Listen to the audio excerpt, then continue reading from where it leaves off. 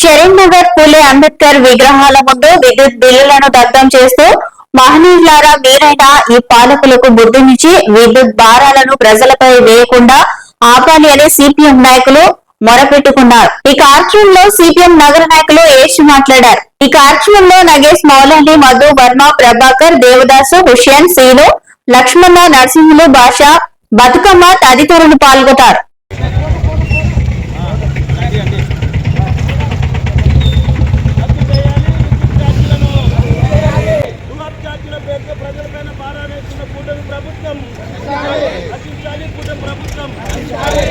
రాష్ట్ర ప్రభుత్వం అధికారంలోకి వచ్చి 6 నెలలు కావాల్సింది.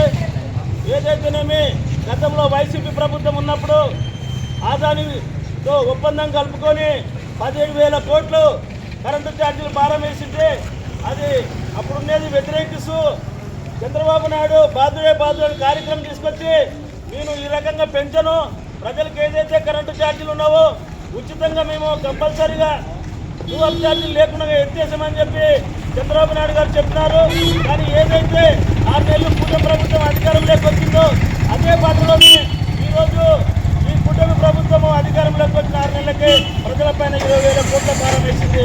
కాబట్టి ఇవన్నీ అధికారులు ప్రజలకు దృష్టికి తీసుకొస్తూ ఆలోచించాల్సిన విషయం ఈరోజు ఏమైనా ఉంది.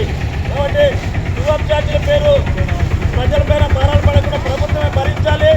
అలాగే ఏదైతే ఈరోజు కరెంటు ఛార్జీలు పెంచినారో, నిత్యావసర ధరలు పెంచినారో పెంచకుండా వ్యతిరేకిస్తూ ఈరోజు అంబేద్కర్ జ్యోతిరావు సెంటర్లో ఈరోజు కరెంటు బిల్లు కలిసి నిరసన కార్యక్రమం